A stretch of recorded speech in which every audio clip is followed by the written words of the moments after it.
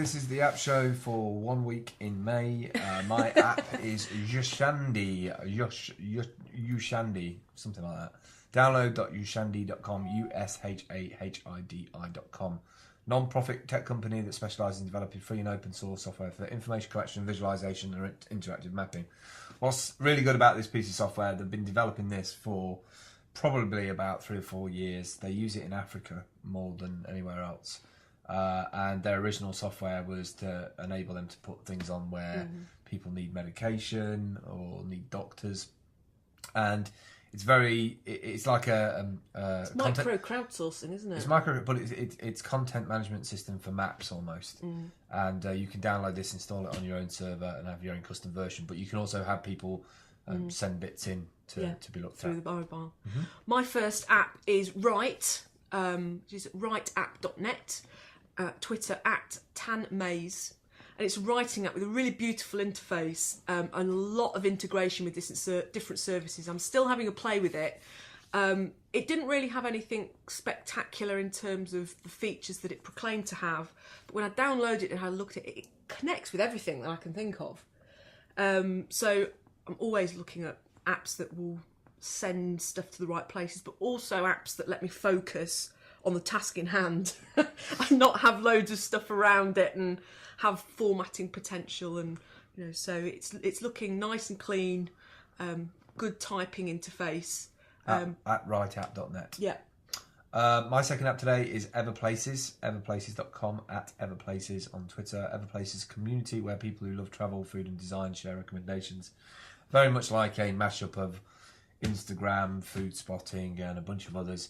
I get swayed towards UI and UX quite a lot, so sort of the way it sort of navigates me through the app, and it's really quite attractive UI on it. But I think with most of these apps, you sort of sit on some, play with it for a bit, and it becomes your sort of daily starter, if you like. Whereas Instagram and email is pretty much mine. Vine has become one of those. Everplaces is another one of those. I keep on dipping into it and having a look at it.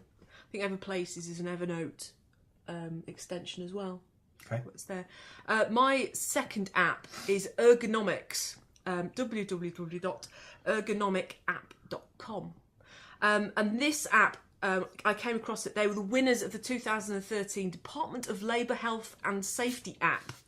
And it has stretches and personal dashboard, and it has a notification so that if you work at a desk all the time, it's a bit of a gamification way of making sure you get up and do your stretches, and you can have teams within the office to work on this, so you can compete between you to make sure you do all of your tasks. But it's the People's Choice Award. They got £3,000 prize that went to the developer working on with big data and for these projects for iOS apps.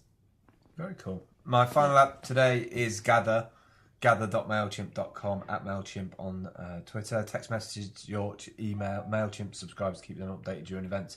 This is really quite nice because when you're at an event and you're an event organiser, there is a back channel of stuff that normally goes on, like the Wi-Fi's gone down, when's coffee arriving, why have I only got one sandwich, I can't hear the speaker from the back of the room, all that kind of stuff. So this is a really good way of sort of informing people new Wi-Fi passwords, or log onto this route, or shout up, or we're getting the PA sorted. There is a cost to it, but I do think for event organisers it's a nice touch to sort of tell people in session about any relevant updates to the event. It's good.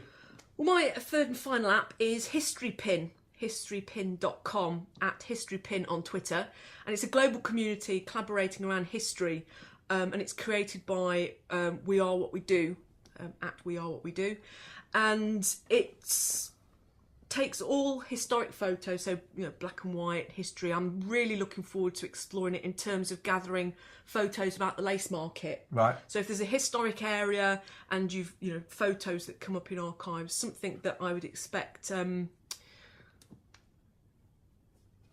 That's really terrible. I can't remember his name. He was doing the crowdsourcing project.